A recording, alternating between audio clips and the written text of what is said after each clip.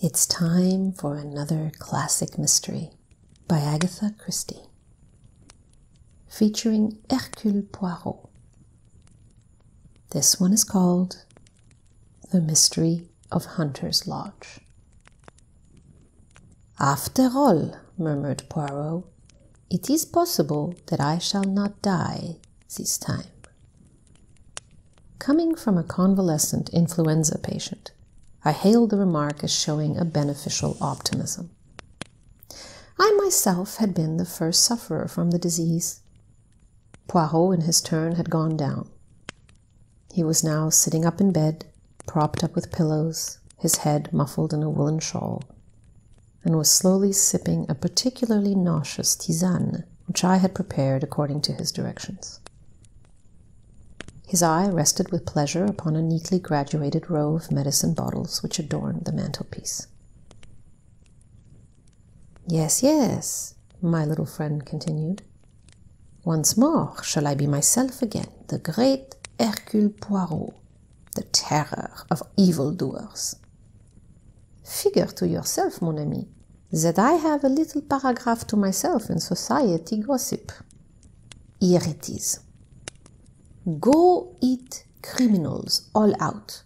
Hercule Poirot, and believe me, girls, he's some Hercules.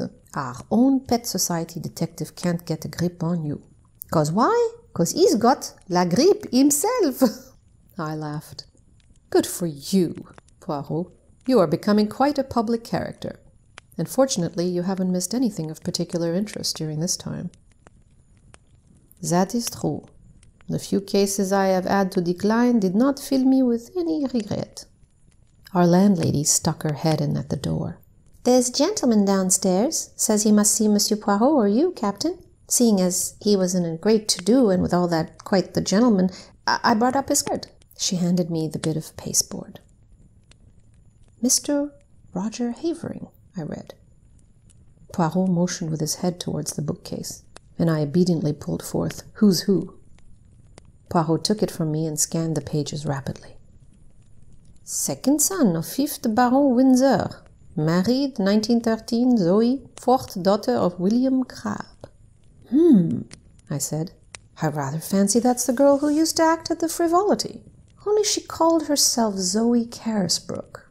I remember she married some young man about town just before the war. Would it interest you, Hastings, to go down and hear what our visitor's particular little trouble is? Make him all my excuses." Roger Havering was a man of about 40, well set up and of smart appearance. His face, however, was haggard, and he was evidently laboring under great agitation. "Captain Hastings, you are Monsieur Poirot's partner, I understand. It is imperative that he should come with me to Derbyshire today." "I'm afraid that's impossible," I replied. "Poirot is ill in bed, influenza." His face fell. "Dear me, that's a great blow to me. The matter on which you want to consult him is serious?" "My God, yes. My uncle, the best friend I have in the world, was foully murdered last night." "Here in London?" "No, in Derbyshire. I was in town and received a telegram from my wife this morning. Immediately upon its receipt, I determined to come round and beg Monsieur Poirot to undertake the case." "If you will excuse me a minute," I said, struck by a sudden idea. I rushed upstairs and in a few brief words acquainted Poirot with the situation. He took any further words out of my mouth. I see. You want to go yourself, is it not so? Well, why not? You should know my methods by now. All I ask is that you should report to me fully every day and follow implicitly any instructions I may wire you." To this, I willingly agreed. An hour later, I was sitting opposite Mr. Havering in a first-class carriage on the Midland Railway, speeding rapidly away from London.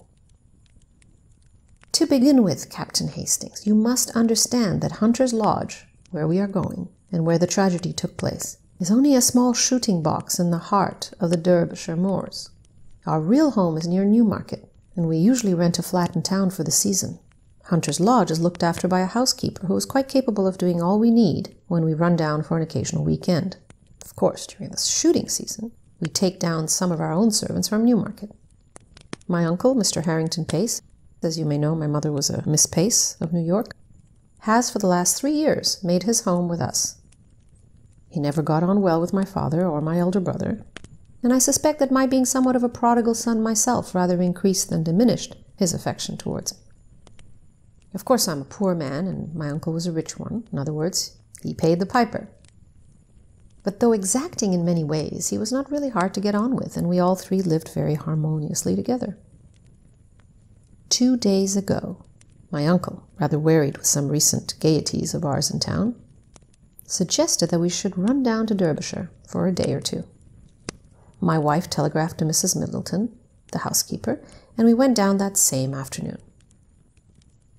Yesterday evening I was forced to return to town, but my wife and my uncle remained on. This morning I received this telegram. He handed it over to me. Come at once. Uncle Harrington murdered last night. Bring good detective if you can, but do come, Zoe. Then as yet you know no details? No, I suppose it will be in the evening papers. Without doubt the police are in charge. It was about 3 o'clock when we arrived at the little station of Elmersdale. From there, a 5-mile drive brought us to a small grey stone building in the midst of the rugged moors. Lonely place, I observed with a shiver. Havering nodded. I shall try to get rid of it. I could never live here again. We unlatched the gate and were walking up the narrow path to the oak door when a familiar figure emerged and came to meet us. Chap! I ejaculated. The Scotland Yard inspector grinned at me in a friendly fashion before addressing my companion. Mr. Havering, I think. I've been sent down from London to take charge of this case, and I'd like a word with you, if I may, sir. My wife... I've seen your good lady, sir, and the housekeeper. I won't keep you a moment, but I'm anxious to get back to the village now that I've seen all there is to see here. I know nothing yet as to what... Exactly, said Chab soothingly. But there are just 1 or 2 little points I'd like your opinion about all the same. Captain Hastings here, he knows me, and he'll go on up to the house and tell them you're coming. What have you done with the little man, by the way, Captain Hastings? He's ill in bed with influenza. Is he now? Oh, sorry to hear that. Rather the case of the cart without the horse, you being here without him, isn't it? And on his rather ill-timed jest, I went on to the house. I rang the bell as Jap had closed the door behind him. After some moments it was opened to me by a middle-aged woman in black. Mr. Havering will be here in a moment, I explained. He has been detained by the inspector. I have come down with him from London to look into the case. Perhaps you can tell me briefly what occurred last night. Come inside, sir. She closed the door behind me, and we stood in the dimly lighted hall. It was after dinner last night, sir, that the man came.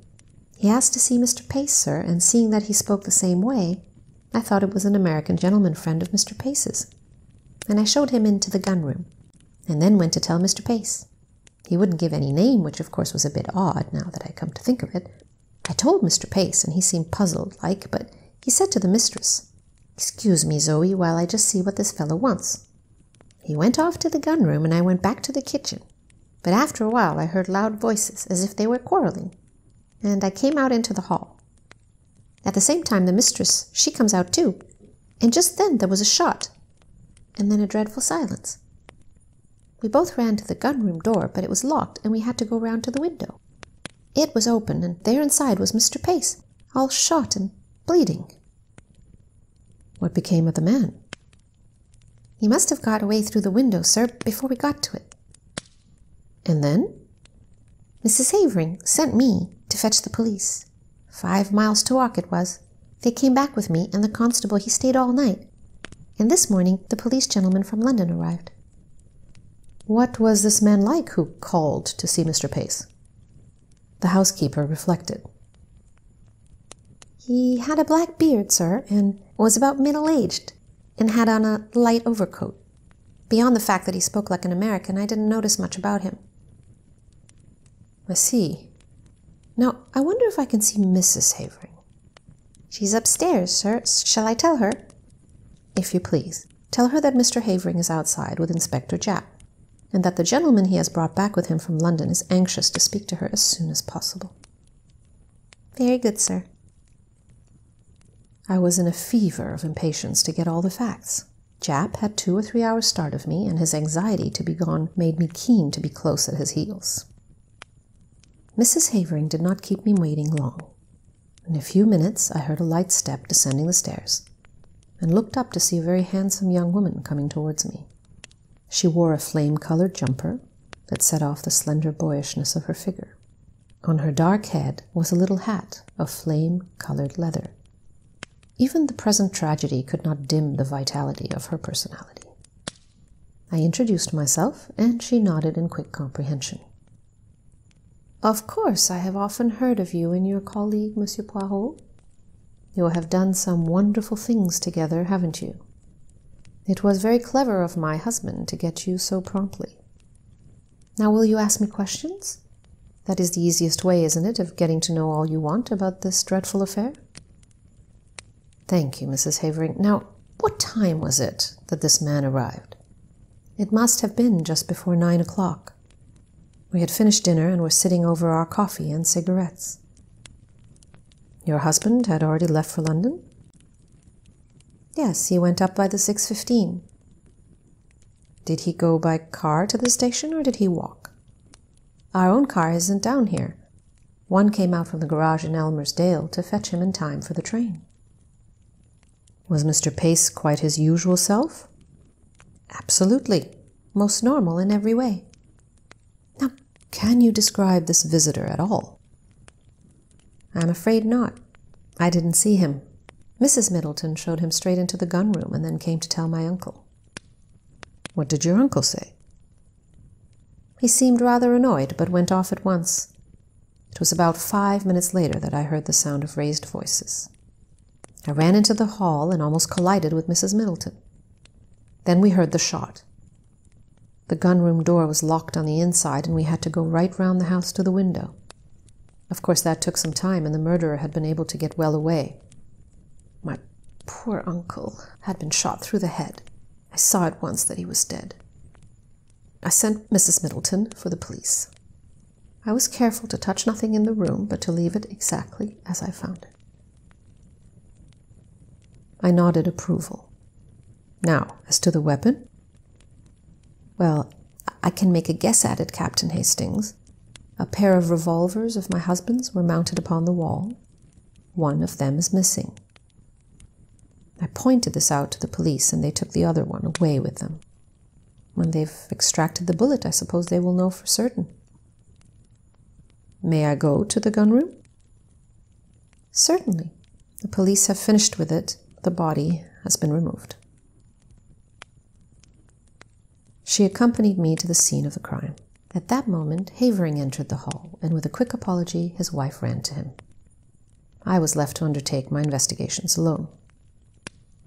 I may as well confess at once that they were rather disappointing. In detective novels, clues abound, but here I could find nothing that struck me as out of the ordinary except a large blood stain on the carpet where I judged the dead man had fallen. I examined everything with painstaking care and took a couple of pictures of the room with my little camera, which I had brought with me. I also examined the ground outside the window, but it appeared to have been so heavily trampled underfoot that I judged it was useless to waste time over it. No, I had seen all that Hunter's Lodge had to show me. I must go back to Elmersdale and get into touch with Japp. Accordingly, I took leave of the Haverings and was driven off in the car that had brought us up from the station. I found Japp at the Matlock Arms, and he took me forthwith to see the body. Harrington Pace was a small, spare, clean-shaven man, typically American in appearance. He had been shot through the back of the head, and the revolver had been discharged at close quarters. "Turned away for a moment," remarked Japp, "and the other fellow snatched up a revolver and shot him. The one Mrs. Havering handed over to us was fully loaded, and I suppose the other one was also. Curious what darn fool things people do. Fancy keeping 2 loaded revolvers hanging up on your wall." "What do you think of the case?" I asked, as we left the gruesome chamber behind us. Well, I'd got my eye on Havering to begin with. "Oh, yes," noting my exclamation of astonishment. Havering has one or two shading incidents in his past.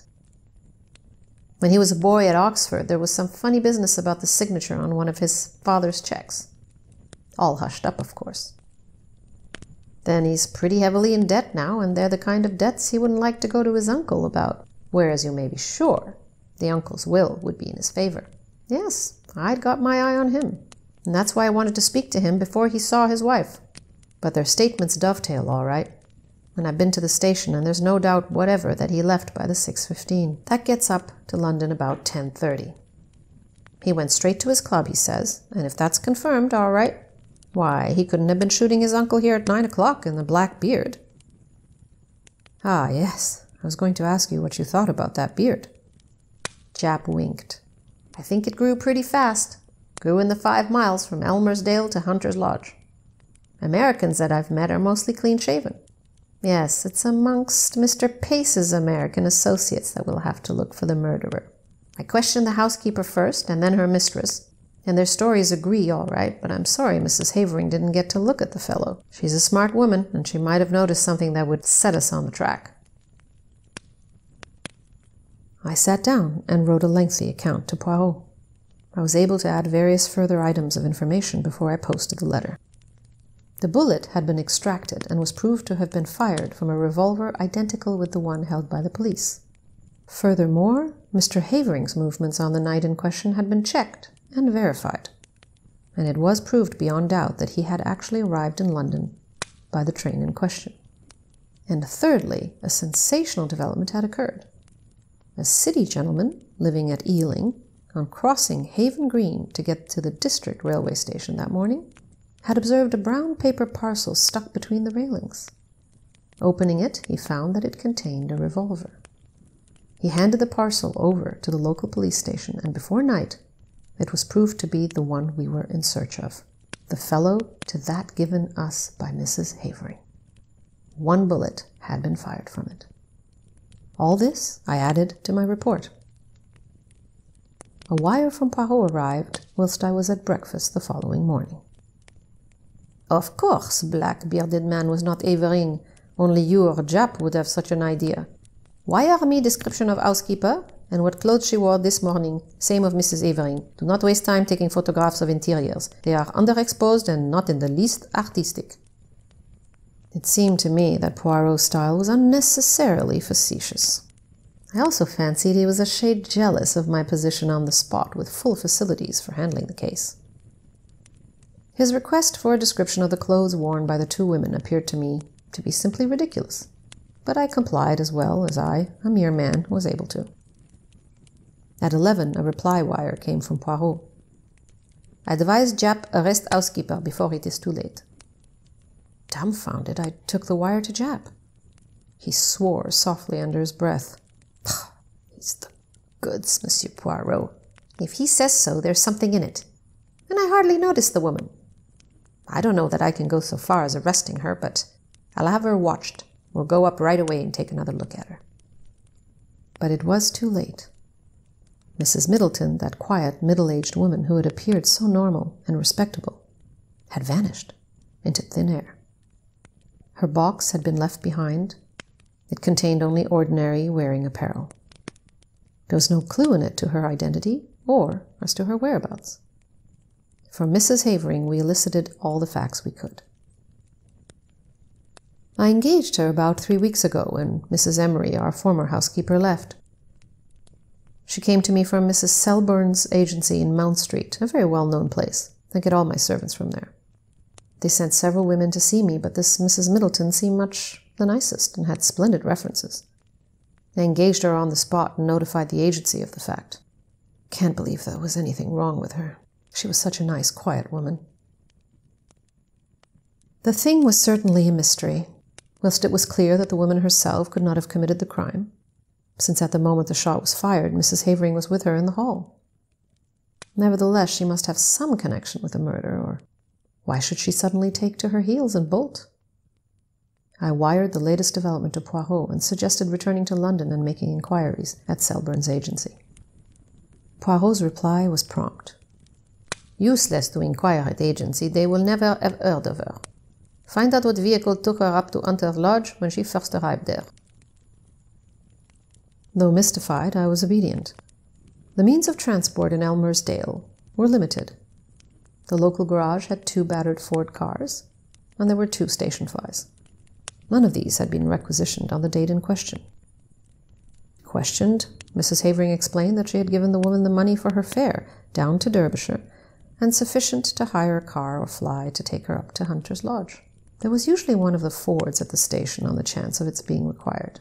Taking into consideration the further fact that nobody at the station had noticed the arrival of a stranger, black-bearded or otherwise, on the fatal evening, everything seemed to point to the conclusion that the murderer had come to the spot in a car, which had been waiting near at hand to aid his escape, and that the same car had brought the mysterious housekeeper to her new post. I may mention that inquiries at the agency in London bore out Poirot's prognostication. No such woman as Mrs. Middleton had ever been on their books. They had received the Honourable Mrs. Havering's application for a housekeeper, and had sent her various applicants for the post. When she sent them the engagement fee, she omitted to mention which woman she had selected. Somewhat crestfallen, I returned to London. I found Poirot established in an armchair by the fire in a garish silk dressing gown. He greeted me with much affection. "Mon ami Hastings, but how glad I am to see you. Veritably, I have for you a great affection. And you have enjoyed yourself? You have run to and fro with the good Jap? You have interrogated and investigated to your heart's content?" "Poirot!" I cried. "The thing's a dark mystery. It will never be solved." "It is true that we are not likely to cover ourselves with glory over it." "No, indeed, it is hard not to crack." "Oh, as far as that goes, I am very good at cracking nuts. A veritable squirrel. It is not that which embarrasses me. I know well enough who killed Mr. Harrington Pace." "You know? How did you find out?" "Your illuminating answers to my wires supplied me with the truth. See here, Hastings, let us examine the facts methodically and in order. Mr. Harrington Pace is a man with a considerable fortune, which at his death will doubtless pass to his nephew. Point number 1. His nephew is known to be desperately hard up. Point number 2. His nephew is also known to be, shall we say, a man of rather loose moral fibre. Point number 3. But Roger Havering is proved to have journeyed straight up to London. Précisément.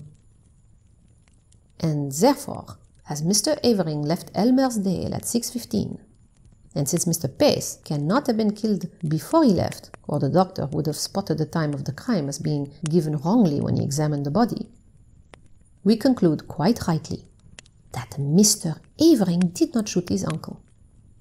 But there is a Mrs. Havering, Hastings." "Impossible! The housekeeper was with her when the shot was fired." "Ah, yes, the housekeeper. But she has disappeared." "She will be found." "I think not. There is something peculiarly elusive about that housekeeper. Don't you think so, Hastings?" It struck me at once. "She played her part, I suppose, and then got out in the nick of time." "And what was her part?" "Well, presumably to admit her confederate, the black-bearded man." "Oh, no. No, that was not her part. Her part was what you have just mentioned, to provide an alibi for Mrs. Havering at the moment the shot was fired. And no one will ever find her, mon ami, because she does not exist. There's no such person, as your so great Shakespeare says." "It was Dickens," I murmured, unable to suppress a smile. "But what do you mean, Poirot?" "I mean that Zoe Havering was an actress before her marriage. That you and Jap only saw the housekeeper in a dark hall, a dim, middle-aged figure in black, with a faint, subdued voice, and finally that neither you nor Jap, nor the local police, whom the housekeeper fetched, ever saw Mrs. Middleton and her mistress at one and the same time. It was child's play for that clever and daring woman. On the pretext of summoning her mistress, she runs upstairs, slips on a bright jumper and a hat with black curls attached, which she jams down over the grey transformation. A few deft touches, the makeup is removed, a slight dusting of rouge, and the brilliant Zoe Avery comes down with her clear, ringing voice. Nobody looks particularly at the housekeeper. Why should they? There's nothing to connect her with the crime. She too has an alibi. But the revolver that was found at Ealing? Mrs. Havering could not have placed it there. No, that was Roger Avering's job. But it was a mistake on their part. It put me on the right track. A man who has committed a murder with a revolver which he found on the spot would fling it away at once. He would not carry it up to London with him. No, the motive was clear. The criminals wished to focus the interest of the police on a spot far removed from Derbyshire. They were anxious to get the police away as soon as possible from the vicinity of Hunter's Lodge. Of course, the revolver found at Ealing was not the one with which Mr. Pace was shot. Roger Avering discharged one shot from it, brought it up to London, went straight to his club to establish his alibi, then went quickly out to Ealing by the district, placed the parcel where it was found, and so back to town. That charming creature, his wife, quietly shoots Mr. Pace after dinner. You remember? He was shot from behind. Another significant point, that reloads the revolver and puts it back in its place, and then starts off with her desperate little comedy. It's incredible, I murmured, fascinated. And yet, it is true. Bien sûr, my friend, it is true. But to bring that precious pair to justice, that is another matter. Well, Japp must do what he can. I have written him fully, but I very much fear, Hastings, that we shall be obliged to leave them to fate, or le bon Dieu, whichever you prefer. The wicked flourish like a green bay tree, I reminded him. But at a price, Hastings, always at a price, croyez-moi. Poirot's forebodings were confirmed. Japp, though convinced of the truth of his theory, was unable to get together the necessary evidence to ensure conviction.